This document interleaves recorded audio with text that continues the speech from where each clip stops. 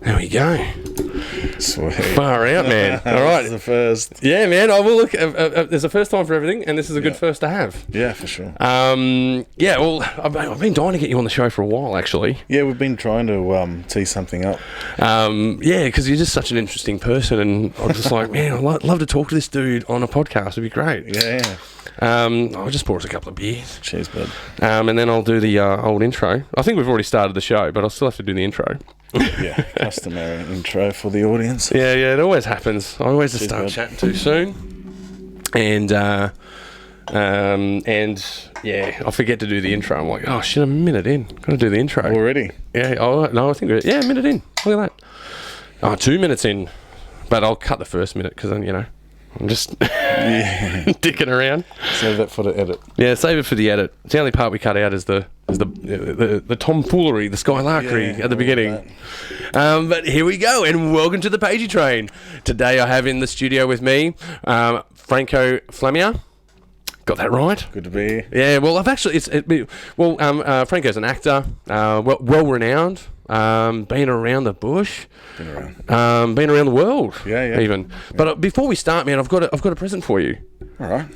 You were awarded a Best Actor at Made in the West a few years ago. Yeah. And as I've just stuffed up your name at the beginning of the podcast, I stuffed up your name on the award. On the award. So I actually have got a reprinted one. Your reprinted award for Best Actor in Bleeding Backs, I believe it was. Yeah. Yes, it was. So there's your award, There you go. man. Oh, thanks, mate. You got it right. So yeah, whack that on the wall and Sweet.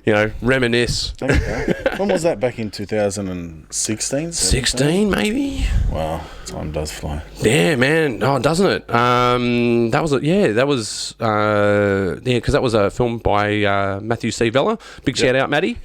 I was just on the phone with him today, actually, because we're doing because of COVID. Like it comes up on the podcast all the time.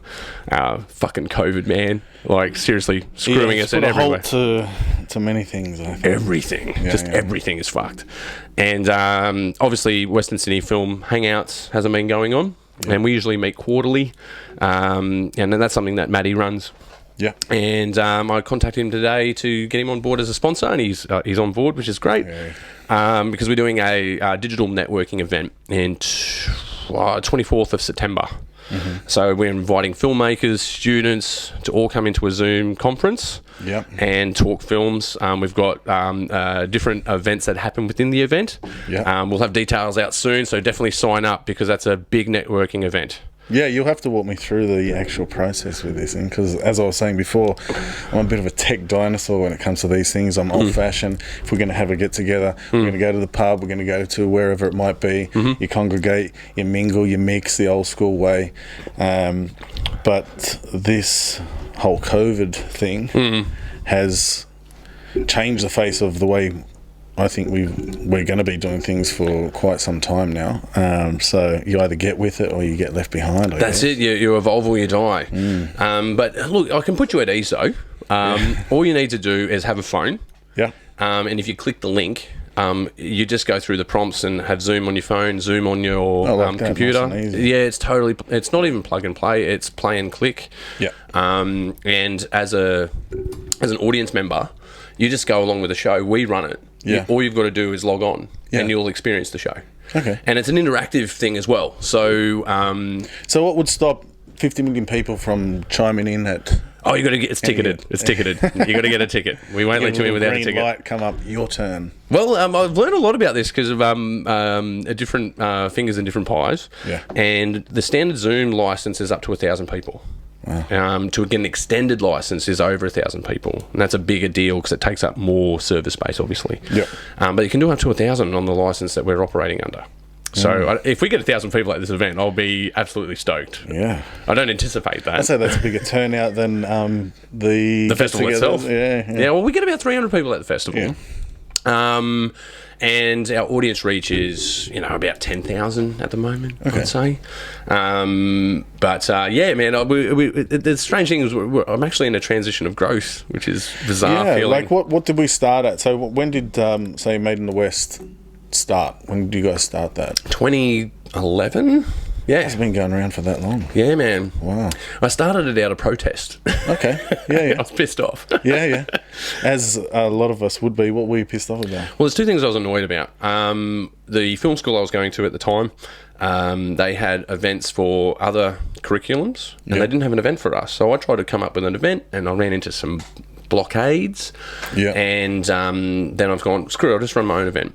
And then by showing your own short film, you realise, well, it's only 10 minutes, man. Am I going to get 100 people to a cinema to watch my 10-minute film? Yeah. So you go, well, I need to invite my colleagues to come along to that. And, yeah, I realised at that point, people asked me to do it again. 100 people showed up. And then 2012, it got coined Made in the West. And all of a sudden, I'm running a film festival. Yeah.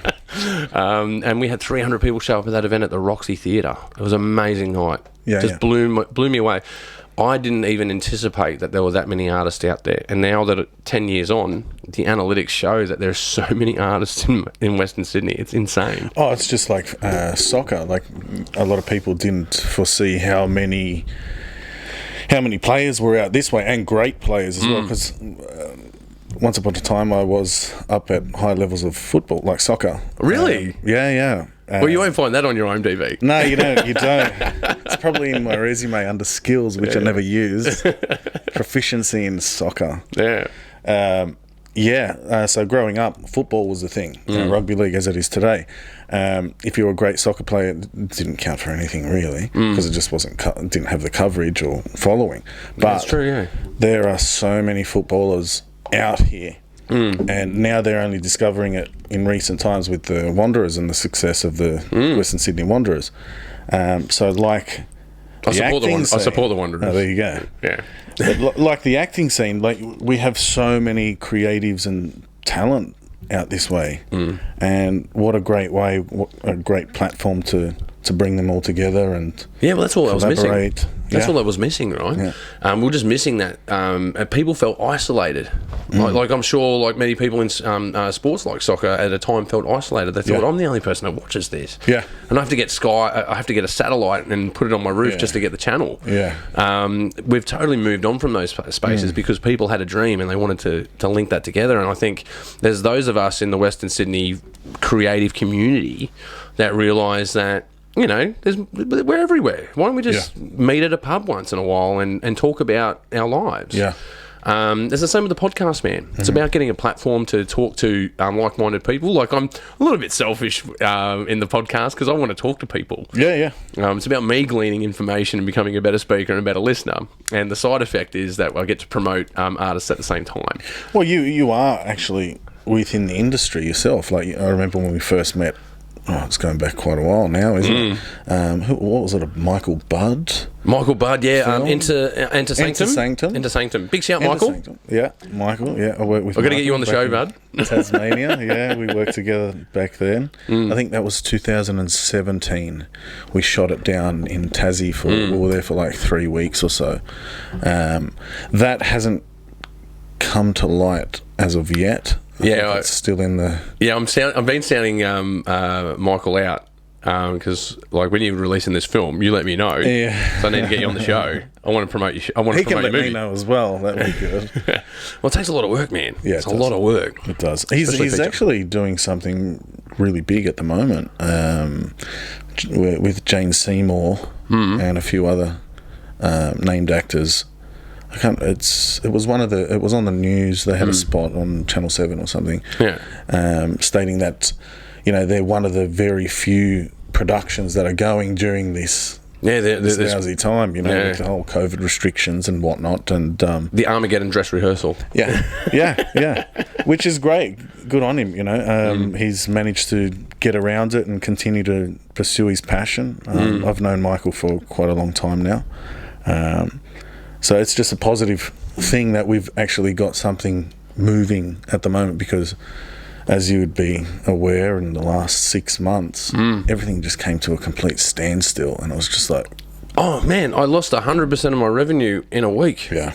And like, as someone that's been building a business for years, for years, man. And trying to sell and some of that doesn't all break even, man. Like some of that runs at a loss, you know. And you're trying to sell advertising space. Like Made in the West, we sell advertising space and get sponsorship just to keep the lights on. No one gets like I think I'm the last person to get paid in that.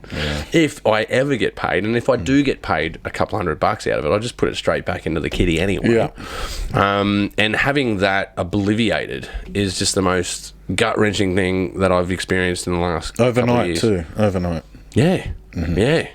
It was literally in an instant. And in fact, that week we approached our sponsors. We managed to upgrade them in their sponsorship. So we increased our revenue that week. So it wasn't only just that we lost our standard revenue. I lost my extended revenue.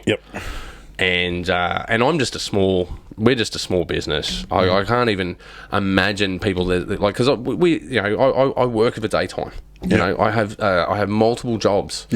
And I have multiple sources of income. You know, it wasn't, you know, and some of the, those are still making money. That one passion project lost its money. We've managed to pull some together now. Tooth and nail, to put it mildly. But it's happening, and it was just absolutely devastating. So Michael putting a film together in those conditions, it's definitely a hat-tipping event. Especially when a time when I'm sure a lot of people's purses are pretty tight, willing to invest in film in general. It's risky business, you know what I mean? Even at good times, it's risky. Never alone now. And anyone who's got money at the moment is holding on to it. No, I know that I'm holding on to my savings at the moment just in case it gets worse. If it gets worse and I lose other income streams, I need that saving. Otherwise, the lights have been put out. That's how dire it is. So, man, heavy. We've just gotten real heavy. On a lighter note, though, you get a positive out of this. Like, just going back to speaking about the talent that we have out here in the West, I've met so many amazing creatives out this way, doing their own thing, just getting out there, banging a great script together, and proving that you can actually produce quality on a shoestring budget. I've met a lot of people that way. I think even talking about Bleeding Backs, Maddie fronted that. And I'm not sure how much it cost him at the time, but mate, it's done so well for a small little thing. It turned out, it was creating a bit of a buzz out there. He ended up going to the AMC Film Awards. It won in Edinburgh. He went international on that bad boy. And that's something to be said. Brenny Byrne got me onto that one. Brendan Byrne, big shout out, Brendan. I actually went to high school with Brendan. Oh, did you? Right? Yeah. I've known him for a long time now. I've known him since I was a teenager. He's another person that's really proactive. He gets out there. He puts things together. He's a great talent. Not only in his acting, but just his creative side, coming up with the stories, the concepts, gelling it all together, getting resourcing like talent and everyone, and just producing something. I think he did a short film recently, and that did really well. Was that it was to do with suicide, I think. Suicide. Man, the name is lost me. Me Too or something. It is called Me Too. Right. Heavy film. Heavy. I did watch it. It was great. And like I said, you can't be at the mercy, like as an actor, you can't wait for casting directors or your agents to knock on your door and suddenly produce your ideal role. Look, you'll be waiting forever. I've been in the game for a long time, and after years you just learn, hey, the best way to get out there is collaborating with like minds, leaving egos at the door. You don't get anywhere with that. And you just pull together. And I'm a firm believer, like, if you rise, your friends rise too. It's not just, hey, I'm up here, I'm shitting on all the people that helped get me here, and I would expect them to return the same courtesy. So I've gotten a lot of work that way, just working with friends, met them through various channels, and it's ongoing. So that's where it's at, I feel, at the moment. unless you're Chris Hemsworth, where they come and knock on your door, ring you and say, hey, we've got this dream role for you. Do you want this? And like, nah, mate, I'm going on my like little safari. Yeah, but anyone would be like jumping to the opportunity. But there's a lot of talent out this way, and there's a lot of projects that I know that are just waiting in the wings, waiting for this whole garbage to clear, and then pushing forward. So, like, I was supposed to be over in the UK this year for a couple of films. Now that's just that's right. Yeah, I remember talking to you like a year ago about it, and you were pretty stoked about it because you got signed for a few things. I love going over there. It's like a home away from home. I lived in the UK for 5 years, and straight off the bat gained work, and that was quite a contrast to my experience here. I found it quite tough in the early days. Just getting anything, you know, it didn't have the independent scene like I know it now. We were at the mercy of your casting directors and your mainstream productions. The monopoly. Exactly. Yeah. So, and they weren't interested in a European boy, you know, olive skinned, and they want the blonde hair, blue eyes. I just find this absolutely profound, right? Yeah, well, all right, I had a big shout out to Quentin, because you know where this story is going. You know, I casted a film, and it was a gangster film in Western Sydney. And I auditioned everyone as you normally do. Yeah. And I wanted someone Tyler Durden-esque, you know, leather jacket, crazy, says eccentric things, because that's what the lines were. So in my mind, I'm looking for someone who can be a Tyler Durden. Yep. Quentin shows up, who is known as a Chinese actor. And then when he performed, I'm like, he's the guy. Yeah. Like, you know, when you have that moment, we're like, this is it. This is the guy. And he comes up and he goes, so do you want me, like, because his role was a drug dealer. And he goes, so do you want me to be like this drug dealer from China that has this accent? I'm like, whoa, no. I want that Australian accent, and I want you to be like Tyler Durden, but I want you to sort of bring elements of yourself into it while doing the role. Yeah. And he was just blown away. He goes, man, no one says that to me, man. No one. And they always want a stereotypical role. Now, I need to play to these ethnic ideas. I'm like, man, no, I'm more interested in the Western Sydney side of things. I like the cross-section. I like the fact that it is all a hodgepodge and I think people are wising up to that. Reality is that we are a multicultural society. Your next-door neighbour isn't blonde-haired and blue-eyed. He's from God knows where. Yeah, that's it. But we all have these roots, right? Yep. Like, unless you're a first Australian man, we all have these roots. And they're not all from England. They're just not. Yeah. And we go with these American ideas, and I go, I see why people do it. And I've even been caught up in it myself. But then when I do stuff that's from my heart, that is written and directed and performed from a point where I feel like a multicultural Australian, then I feel like $1 million. When I'm trying to pseudo retrofit whatever word you want to use to bolt that thing on, it just doesn't feel authentic. It doesn't work. Yeah, it just doesn't. And as I say, like it happens here and there, and I get why. And I wouldn't want to cast a shadow on anyone doing those things, because you want to break into these markets, and I get that. But I see the power in being yourself. Yeah, being your region.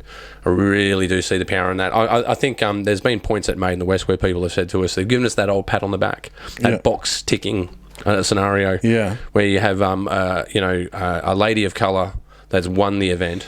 And they go, wow, it's really great that you're promoting these ideas. I'm like, we're not. No. It's very sad, though. She won because her film won. She won as a practitioner, not as her she's a great filmmaker or actor. And it wasn't because she was a woman, and it wasn't because she was a woman of colour. She won because her film was good. Yeah. And then you get caught in these forums, and they go, bite your tongue, Ross. Just don't say it. Yeah. Look, man, this is my platform. I can say the fuck I like. Exactly. And that's my experience. I think a good friend of mine put it very well. Von, big shout out, Von. It's not about diversity. It's about inclusiveness, including people, and it doesn't matter what the register of including someone is, as long as they're included and they have the opportunity to do it. I think you've really nailed it. Like, no one has a position for a European boy to be doing this, but I say these days the whole thing is turned on its head. Yeah. Yeah. But I think it should just be, as you were saying, whoever fits the bill. Yeah. You know, as an actor, like, you'd think, okay, you're jumping because of the scarcity of roles out there. You'd be more than willing to jump at anything. Whereas with myself, I've always wanted to serve the film first. If I felt that, you know, just because a director has approached me and said, hey, I want you on board, I want you to play this part, if I feel that I won't do that role justice and someone else could do a better job, I will bow out and say, look, I'll help you in any way I can, whether it be through resources or even myself helping out. I will do that. Which rings a bell. I recently finished a project with Ronnie Riscala. You know Ronnie? Yeah, so Streets of Colour. Streets of Colour. Yeah, that's what I was going to bring up, because that's coming up, right? Yeah, Have you guys already finished production on that? I think the production side is finished. The last time I spoke to Ronnie, I'm pretty sure he was getting through most of the editing. But that one definitely is going to be one to watch out for. Well, I only know of Ronnie. Yeah. So next time you chat to him, man, go, hey, man. Well, he's a Penrith boy as well. Man, I'd love to get him on the show. Yeah. Love to get him on the show to talk about his film. Yeah. Yeah, absolutely. Drop him a line and go, hey, there's a crazy guy in Penrith that does a podcast. Yeah, you should hop on. It'd be great, you know, just having him on board. He shares similar values and sentiment, and he's another person that's grafted and has gotten to where he is now through just hard work and determination, and he knows how tough it is, but managed to get a passion project done. He approached me, we met, I think, through Made in the West, I'm not too sure, or through Yolandi. Franken? From Coors Film Festival. Yeah.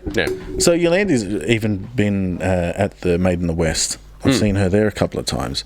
I've known Yolandi for a little while, and she's producing with. Yeah. Hope you're watching the show.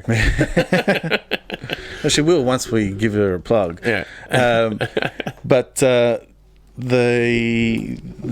not sure what their production company, Ronnie and Yolandi, they collaborated on this project, and I remember they approached me, and Ronnie was saying, hey man, I'd love to get you on board, and I was like stoked. I was like, yeah, awesome, sure.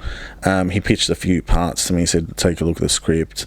A lot of the parts had been cast, but even then, like, when reading through the script, I was like, this is brilliant, but I didn't feel that I could, you know, do it so much justice. I think there are better actors out there for that particular role. So he said, look, man, I'd love to have you play a priest, because that was one of the few roles that were up for grabs. And I said, you know, that's contrast to a lot of things that I do normally. A priest, of all things. So yeah. Does the priest have like some sort of semi-automatic weapon? No, he doesn't belt anyone. You know? Even though at times during filming I thought, you know, it called for it. Hey, this wouldn't be a bad part for the priest to get in on the action. But no, I thought, you know what? Okay, cool. Just to be a part of it. Yeah. He shot at the restaurant I own in Penrith for a couple of scenes.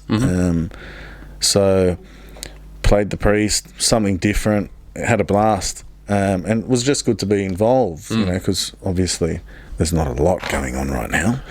But it was, I read the script and I really believed in it, and it's got a beautiful message, and you know, looking forward to actually seeing the finished project. Yeah, okay. Yeah, I mean, give touch base with him. Go, I will. Yeah, especially if he's from Penrith, man. Yeah, I'll get him on the show. Yeah, totally.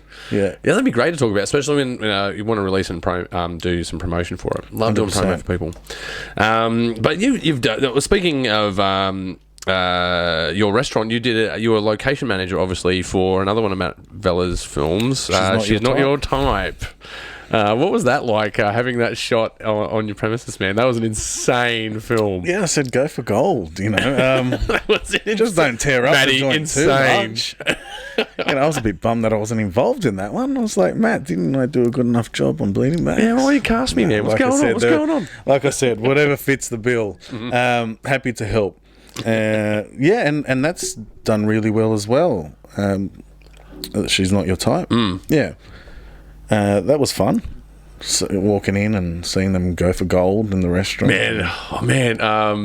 Some of Adrianne's lines in that just blew my mind. Like, wow, that's intense. I remember I was standing next to Luke Walker. Yeah, I think he was the cinematographer for that film as well. And no, he did Bleeding Backs as well. And I was standing next to him. And we're watching the audience's reaction to She's Not Your Type, and it was fucking electric, man. It was electric. I think Matt had a little cameo in that. He did a brilliant job. Yeah. I was like, mate, you're in the wrong job. Oh, that was the shitting on the Get pizza in front scene. of the camera. You want to shit on a pizza? You want to shit on a pizza? No, I don't want you to shit on a pizza. Lost his shit. It was good. It was good fun. It was good seeing that. Yeah. But yeah, so look, in any way I can help. I know how tough it is, and you know, just booking a place like. Convincing someone to be a location manager can be really difficult. Sometimes it's really easy, but most of the time it's really difficult. Like, go try and shoot a film on a train. See how well you go. Yeah. You know, you're gonna run into headwinds. Yeah. Generally, you can get people's houses. So, like, you can go onto different websites and people will offer their houses as a location. But anything beyond that is so hard. Yeah. A lot of stuff I've done is total run and gun. Really? Yeah, man, totally. I did one. I was really cheeky. I was Cat Soul. Big shout out to Cat Soul, because I put her on the spot because she was doing a lot of films on trains, and I said to her on the podcast, I go, so did you get permission to shoot on these trains or these trains? She's like, can I talk about this? I'm like, yeah, of course you can talk about this. She goes, oh, well, I've gotten away with it now. And we got into this existential conversation about what it means to be on a train, and then we're like, wow, you're on the Pagey train. Whoa. But I forgot to mention at that point, like, the most cheeky thing that I've ever done to not steal, that's not the right word, to abscond some footage without permission. Yeah. That's a nice way to put it. Yeah. I didn't nick it. I just went and shot somewhere and got the hell out of Dodge. Was an airport. Okay. So airports are, like, hard to shoot at, right? Yeah. So... I'll tell a story. I'll just tell a story. So I was shooting a web series for one of my very close and dear friends, J-Man, big shout out. And we talked to the airport about getting permission to shoot there. Yep. And they were talking like, well, to shoot at the baggage claim is $2,000. I'm like, oh, right. And then I said, well, we need to shoot in the airport. And they're like, $5,000.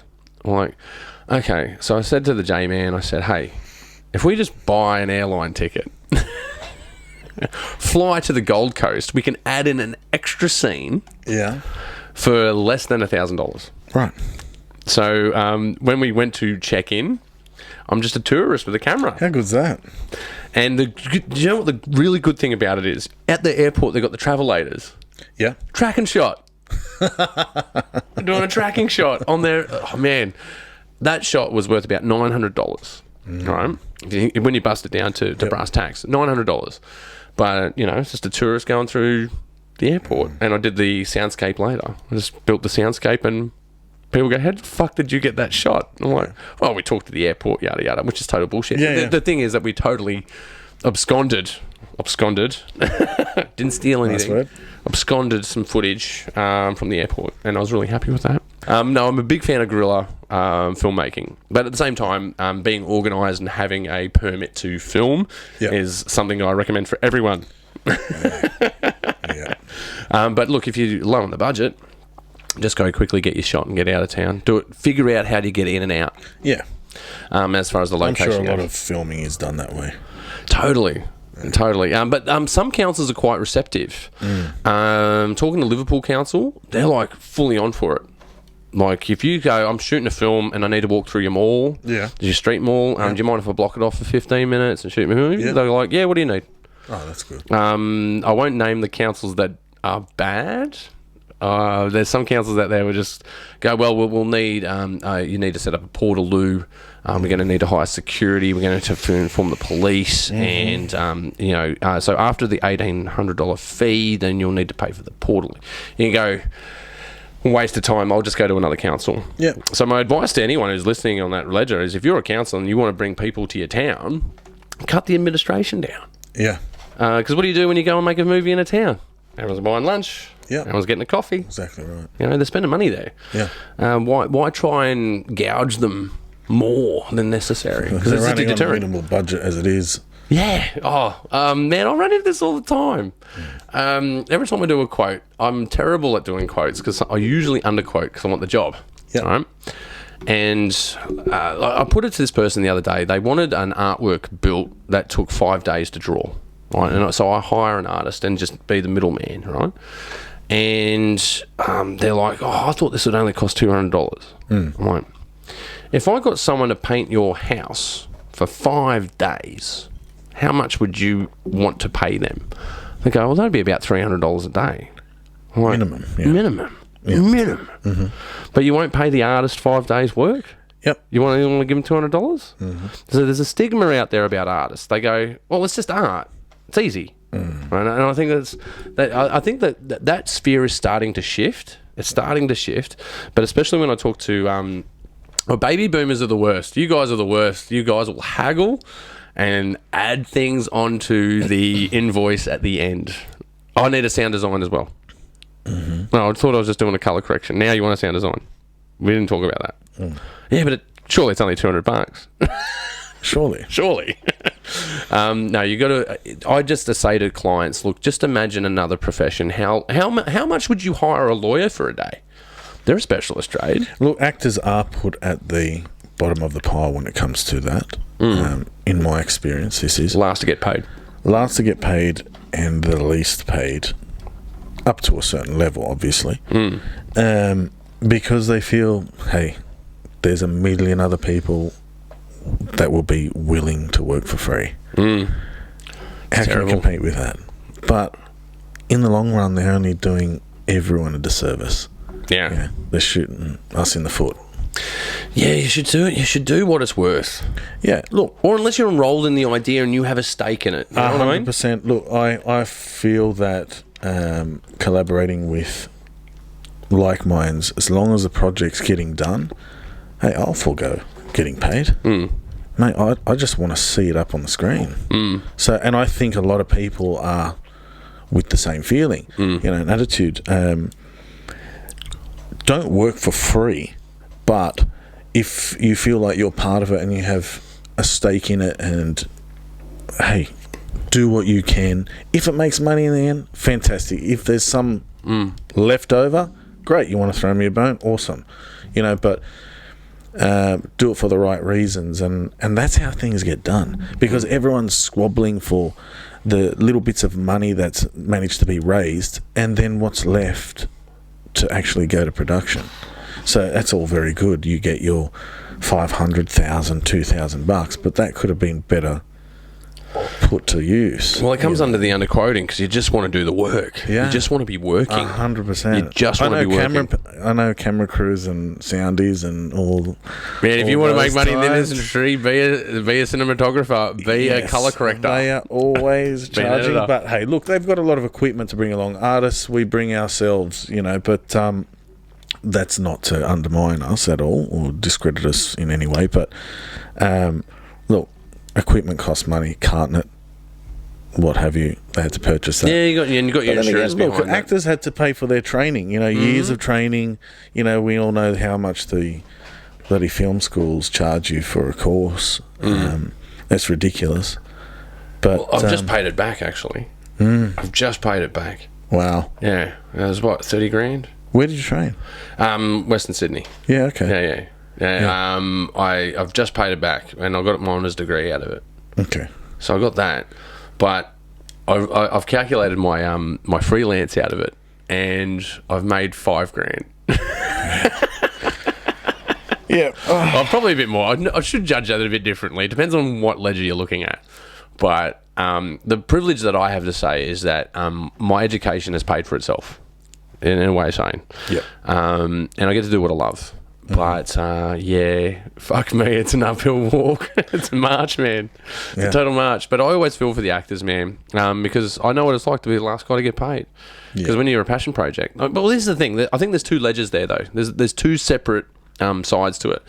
Corporate jobs. Like, I go, well, that's what that's worth, and that's the hourly rate of it. Yep. The corporate understand that. Yeah. They go, oh, well, you have a talent. And how much is it worth? They go, oh, okay, that sounds fair. And you go, well, how long do you want me to do this for? And you go, oh, it's going to take 6 days. And I'll go, okay, that will be 6 days. We pay you this. Our profit will be that. That's our overhead. Yeah, done. You got a deal. That's how corporate work. It's really easy. Government tend to overspend. They do overspending, so people do price gouging in it, which fucks everything up. Yep. When they price gouge, that fucks everything up. But at the same time, it is a good stream. Government is a good stream of revenue because they do have frequency. They always want products. They always want media products. They always want commercials. They always need community service announcements. They always need that. So graphic designers somewhere, like, you know, the COVID little bug that floats around, someone built that, and someone got paid for that. Yep. But when you look at creative industry, like full making fictitious film, then it becomes something different. The one I find in the middle that I like making money on is events. Events are great because you won't make the top dollar. You'll make the medium dollar doing something you like doing, and you get to interview people, talk to people, go to an event. They put you up in a hotel. You know, it's always good. Yeah. That's the fun part of it. I think, like, you know, making a film, awesome. You know, you're doing what you love, but it's the nuts and bolts of it. It's the hard work that people don't see. You know, the long hours, you know, the conditions that you're under. When it comes to events, that's kind of like the glitzy part of it all. Yeah, it's all glamour. That's the fun part. That's the reward at the end. You know? So yeah, it's promotions and events like that's. Well, events is like a backstage pass, right? Yeah. So if you're doing a car show, you get to go and look at all the cars and film all the cars. Yeah. If you're doing a food festival, you get to go and talk to all these people that are not necessarily people you normally talk to. Yeah, you get to interview them and film what they're doing. Yeah, and I just that for me is a real buzz. So it's kind of it's promotional material, but it's not corporate. It's about going, well, we're doing this community service, and we've got a little bit of funding to pay for to promote it. Yeah, I love doing those ones. They're my favourite. How to lift a box will pay well, but it's boring as fuck, right? Making a action film where we're throwing people out of moving cars, so much fun, doesn't pay well. Yeah. And that's kind of where I find the balance. Try and find the space to... I guess that's the hopes and dreams I have for Western Sydney. The hopes and dreams I have is that there are so many locations to shoot in Western Sydney for a very minimal cost. The parking's usually free. There's no traffic, right? And you can change location really quickly. Yeah. You could be at Camden, white picket fence. Or you could be in Penrith at a Italian restaurant. Yep. All right? 40 minutes drive, and the parking's free. Yep. And you didn't get in traffic to do it. You can change locations, and that's an extreme location change. Yeah. You can do some of it in the same neighbourhood. You could be 100%. You could be at a rail yard at a CBD built-up area within 20 minutes of each other. Yeah. So there's a financial benefit to making films in Western Sydney. There's a lot of land, a lot of space, and things are cheaper. Yeah. Try and hire a studio in, North Sydney, and no, I wouldn't want to fight the traffic just to get in there, and then parking and. Oh, no. Well, you've done a lot of commercials and stuff like that, right? And it's shocking. It's freaking annoying, right? Because they go, well, we're going to pay you this X amount. And you go, yeah, but now I've got to park. I've got to drive there. It cost me $26 in tolls just to get here. Never mind my journey home. Yeah. It's just a shit sandwich that all of us choose to eat. Yeah. I'm saying that instead of having a shit sandwich, you can have a good time out this way. Yeah. Doing these productions, and that's what I'd like to see for Western Sydney. I'd like to see the rise in filmmakers and maybe the administrative arm as well, because we all do admin. We're all admin workers, whether you're actors, directors, voices on the internet. It doesn't really matter.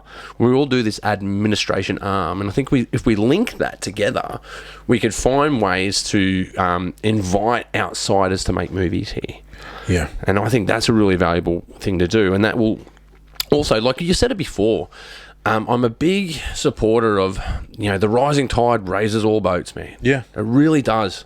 If you're, if the Hemsworths show up and give you an offer, take the offer. Yeah. But when you finish that project, don't forget to throw that rope back. Oh, 100%. Yeah. And that's what I say. Don't forget to throw the rope. We've been too tied down in, tall poppy syndrome in Australia for too long. Yeah, and I think we should embrace our front runners. That's what I found, like, in contrast from here in Australia. Not so much now, but in contrast with the UK, like going over to London, living there, you're not so reluctant, hesitant to tell people what you do when you're over there. Because you're like, I act. And they're like, oh, brilliant. So, what have you been in, or whatever. Yeah, they're inquisitive. It's not like, okay, what's your real job, bud? Yeah, well, I also do that. But, it's just common to be a creative over there. They support it. Even more so in the US. They're actually rooting for you. They want to see you succeed. You get that fast car up the front. Yeah, and they just, I don't know, it just, you like minds attract like minds. You're around positive energy, it makes you positive. If you're constantly being like hammered down and what are you dreaming about that for, pal? Like, come down to earth. Why are you sticking your head up for? Come down to earth a bit. But and that's what I've always been a big supporter of. Like, when if someone's got a dream, if someone has a passion, you encourage it. And that's what I just want to see here. Like, you see it in the US, you see it in the UK. Here in Australia, we have so much talent. And I want to see it utilised. I want to see them. Like, why can't we produce productions that are sold to Netflix or, on a more grand scale? Yeah, why not? I'm not saying one in a 100. Yeah. I'm saying we should just get together. You do what you can do. Like, I know it's tough with getting finances, but look, there's a. But is it though? Well, look, you don't need it. You don't need it. And it's been proven to me because I don't know if you know Nathan Bender. He did The Goners. Have you ever heard of that film? No, I haven't heard of The Goners. Right, so it started out as a short film and then just was extended. And they got like an hour mini feature film out of it without the intention of it being that long. It was just so good. These boys, like Mason Grady, another brilliant producer. He does editing. He's kind of the one-stop shop. And I met him also through Brendan.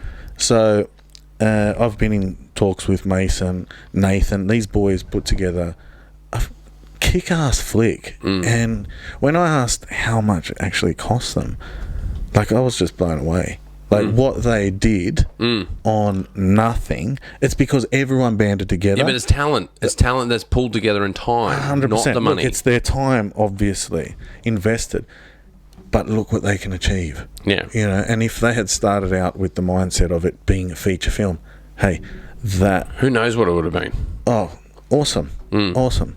So that's what I would hope for the near future, is to see these collaborative efforts and seeing them, come to light. Well, I think it's all there. Like, we're in this cooking pot, right? Yeah.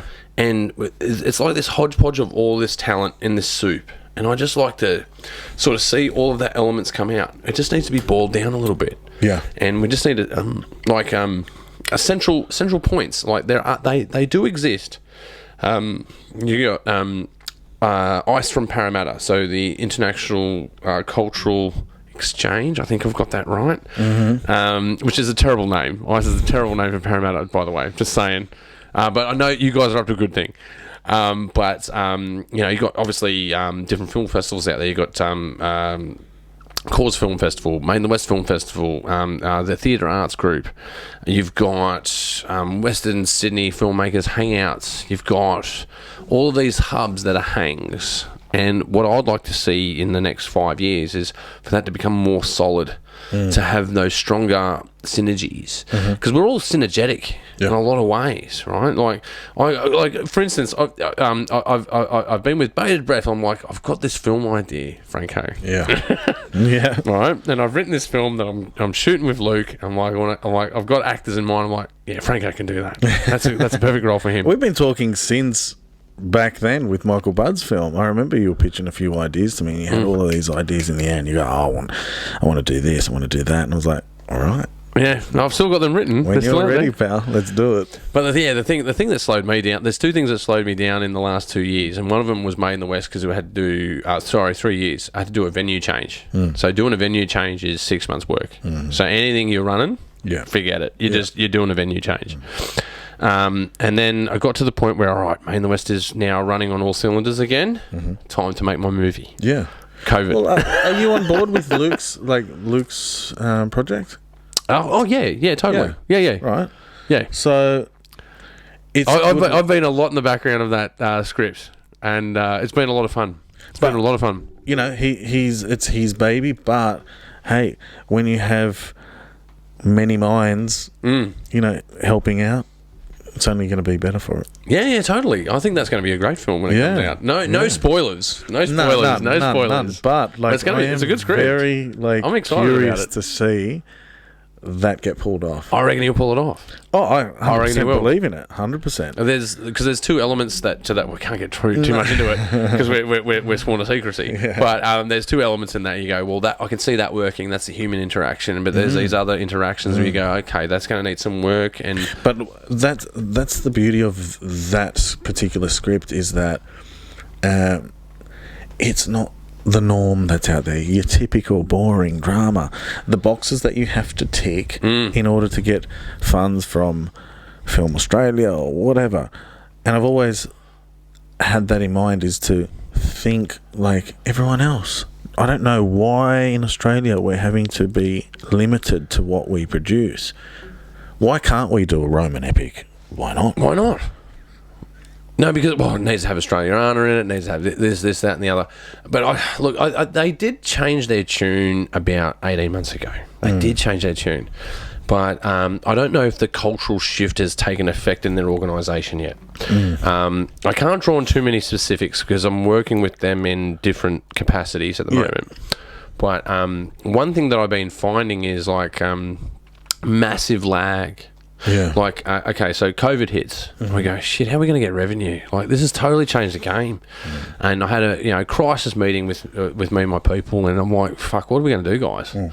And we come up with a few innovative ideas, and one of them was, well, what we can do in the interim before we figure out what to do is put out some content. And the content we put out was Made in the West Rewind. So we went back through and looked at all of these different filmmakers and gone, hey, man, can we just put it into a showcase your old films? We feature things like Bleeding Backs and these different films that were iconic in Western Sydney film culture. So we put those up, and I hosted it. I put it out through the same pipeline as the Pagey train and represented it as the Pagey train, air quotations. And it got a little bit of traction, and it gave us a little bit of time to think. At the same time, different organisations have contacted us to do that, and we're just up to the contract. We're just up to the contract now. And we're looking at doing it next year. See the lag? Like we as an organisation, in stress with 100% wipeout of income, we're able to put together a 6-week package of content, deliver it, inform our audience, and make them happy about it. Well, not make them happy, invite them to be happy about it. And we got it done. While we still figured out what we're going to do after that. So we're running the digital event that we've got coming up. We've got the semi-finalist digital event that's coming up. And we're doing Made in the West as a physical event and a digital event at the same time. So that gave us 6 weeks to plan that. So what have I listed there? 5? Whatever. Yeah, however many things have we listed. And that's because we're a corporate-based organisation. We're based on advertising revenue. We're not based and sponsorship and in kind. That's what we're also based off, is in kind. If you go to bigger organisations, they're like, COVID's happened, so what are we going to do in January? And I go, guys, if you just cut down your bureaucracy, you would already be connecting with your audience. Already. You've missed the boat. The boat has gone. People are already disenfranchised. Like, you look at the news, man. You know, I call it the Corona Donald cycle. You know, it's like the Donald Trump or COVID virus, Donald Trump COVID virus, Donald Trump COVID virus, Scott Morrison. You know, and that's the cycle. That's the things that we've been fed.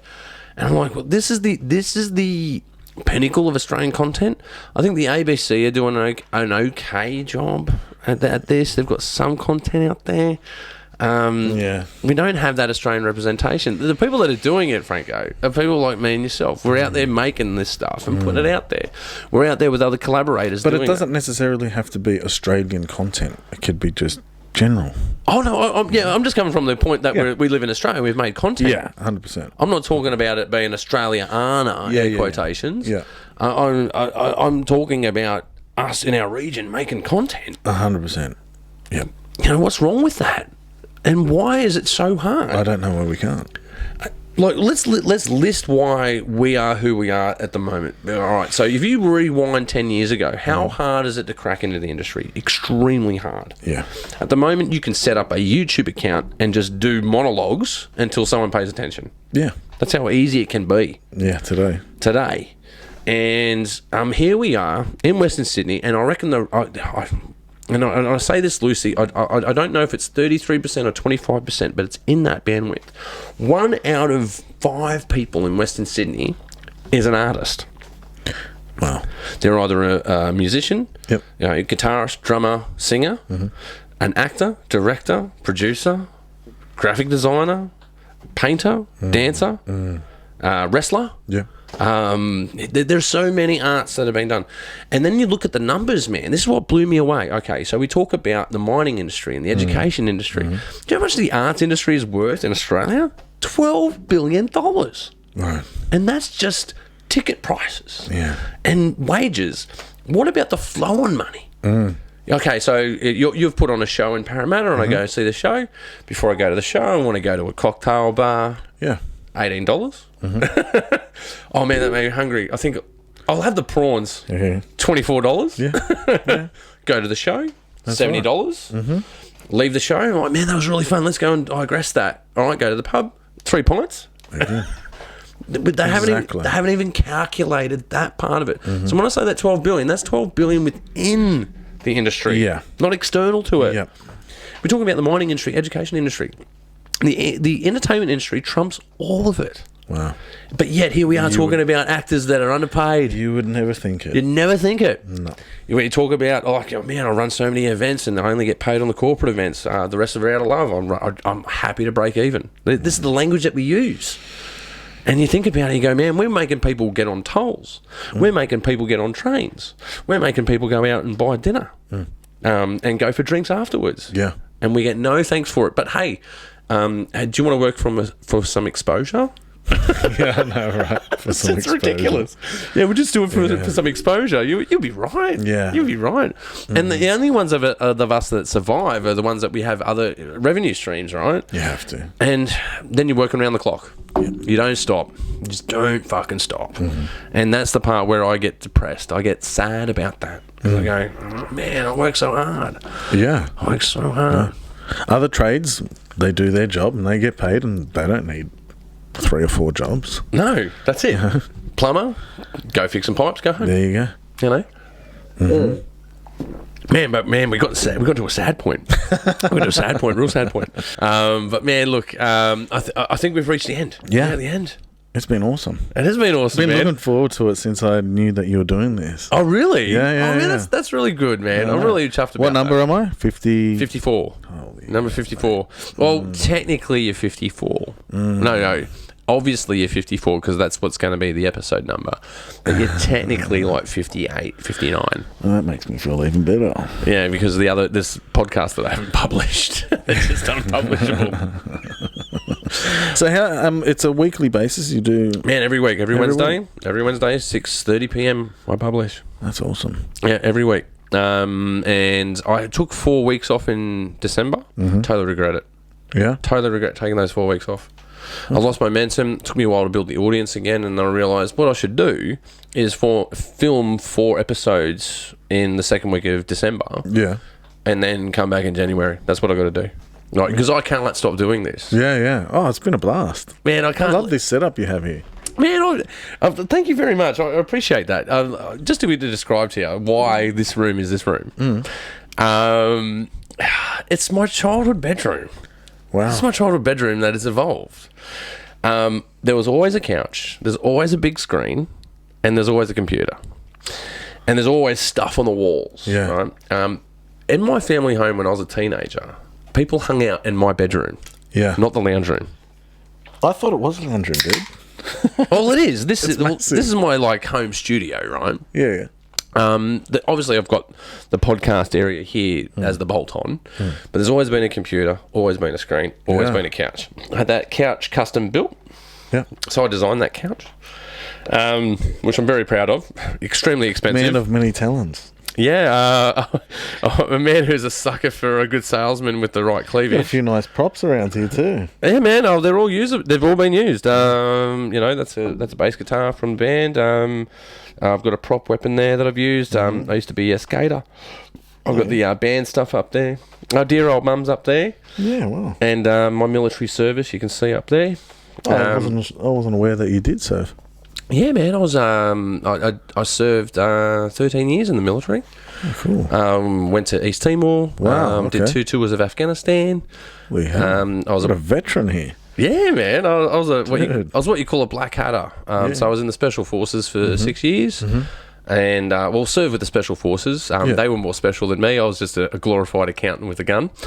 But it was a lot of fun, man. Most people have a strange idea about what the military is. I've had the privilege of serving with the best around the world. Yeah. There's some disparity out there at the moment, which is a bit of a shame. About people and their misconduct. That's an absolute shame.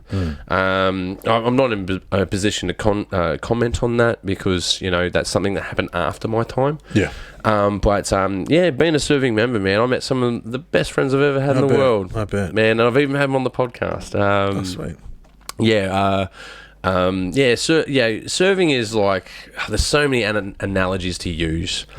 But the best one I could use is the military is like the circus. Yeah. Anyone who's in the circus is running away from something. And that's the same with the military. They're all running away from something.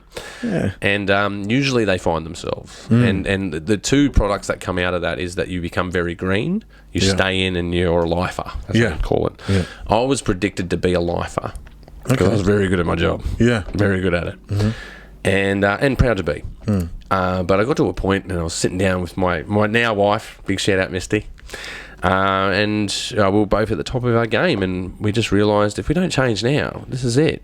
This is what life is forever. And then, fast forward a few years later, I was in film school putting my hand up to be a director. Wow. And what a difference. Yeah, man. Oh, here's the irony, though, Franco. This is the irony, man. This is a strange irony. The film process is the same as the military process. Is that right? Yeah, yeah. What do you call it when you take a photograph? Well, a snap. What's another name for it? It's a shot. Oh, it's a shot. Oh, yeah. And what do you do when you go on a film shoot? You go on a film shoot, right? You shoot a film. And when the director wants you to start acting, they call action. It's very military in nature. The way that the hierarchy works in films is exactly the same in the military. You'll have a director, who's the boss. Yep. You'll have the underboss, which is the DOP. And the DOP usually has more talent that is more responsible for the physical creation. Totally. Right? But the director has the vision. Yeah. It's very military. I actually got them confused when I was on Mission Impossible 2. I actually thought the DOP was the director. And the first AD, was the director. I didn't even see John. They had more authority, he was right? He was behind the screens, tucked away in a corner somewhere in the studio. The boss is always tucked away. Yeah, exactly right. The people actually doing the job. So he's the director. Right, okay. We call it the coalface. So the people at the coalface aren't actually in charge. Yeah. Person behind the camera, person in front of the camera. Yeah, like a mob. Yeah, it's totally like that. It is in fact, if you look at the mob, they'll use like words like capo. What is capo a transition of? Captain. It's the head, mate. Yeah, captain is... Capo. And the capo and captain is a military term. Yeah. Because a captain is a rank. When you load a camera... Yeah. You load it with a magazine. And what do you load a rifle with? Yeah. Magazine. There's so many crossovers. Yeah. It actually comes, if you, like, not to get too deep because we're right at the end, but there are so many crossovers because there is a major intersection between art and the military. I hate to say it, but there is. When they used to march troops onto the battlefield, it would be done to drums. Yeah. And music is art. It'd be done in formations of people's feet on the ground. Ballet. Use camouflage, which is cubism. Right. There's a lot of intersections. When you point it that way. A lot of intersections. And I just find it very unusual. As someone who's looked down the aperture of a rifle a lot, now I'm looking down the aperture of a camera. Yeah. And they're the same terminology. You don't have the crosshairs, though. They do. Some? They do have the crosshairs. These cameras have crosshairs. Yeah. And you can zero a camera. You can back focus a camera. Yeah. You can do the same with a rifle. They're exactly... not exactly. They are similar in operation. Yeah. But the result is different. Yeah. One destroys, one creates. Very true. That's the only difference. But even the paperwork's the same, man. It's really scary. Wow. Because you do a camera report. Yeah. They'll do a gun report. How'd the gun perform today? All right. And do you know what you do before you go into battle? Rehearse. You rehearse the battle before you go into battle. It's all. And what do you call the battlefield itself? It's the theatre of war. You know, There you go. Bizarre for Always me, man. learning something. Oh, dude, it has spun me out for years. Yeah. It has spun me out for years. When I first asked to direct the film, I put my hand up and go, I'll give it a go. And I learnt that it's the same as commanding a crew as a section commander. It's exactly the same. Yeah. Even calling commands. Like when you call commands in the army, you'll go stand at A10. And you know what the end of that word is? Shin. Yeah. So A10 means the precautionary order. The executive order is Shin. Stand at A10. Shin. Right. Executive order. Right. Okay. Precautionary order. Executive order. Right. It's the same in film. And roll it. It's exactly the same. And action. Yeah. So precautionary order, Yes. and you know what I'm going to say next. Yeah. Because it's action. Yeah. And that tells your brain to brace Get ready. and get ready. Yeah. It's the same in military. And fire. There you go. Crazy stuff, Isn't it? Man, I'm totally... It's been a blast. Man, now that I've blown both of our minds. Franco Flammia. Have I got that right? Yeah. Flammia. That's it. I've got it right, finally. Man, I finally got to give you your award. I'm Thank you. so sorry for screwing up your name at the start, because I absolutely love and adore you. I think you're an amazing person. Thanks, pal. You have been kicking goals all over the world Slowly. for the last 10 years, and I just hope you do it for the next 10 years, man. I hope so. And why not do it with some buddies? Yeah, man. More fun. Let's throw the rope back and let's let the tide rise, and all boats with it. Yeah. You know? I look forward to it. But yeah, once again, thank you so much for being on the show. Pleasure. Thanks for having me, pal. Guys, you can check us out on Spotify, Apple Podcasts. You can see us on Anchor, YouTube, and don't forget to subscribe. And if you're really enjoying the show, hit the little bell right about here. And a big shout out to you guys that have been subscribing lately. We've got so many of you, and it's really good. Don't forget to tell your friends, share it around, spread the word, and understand that we love you and respect you. And you've been watching the Pagey Train, and we'll see you next time. Sonic Thanks, boom. pal. Man, that's it. Done. We're done. Just got to do the promo shots and I've got to piss. Sweet as.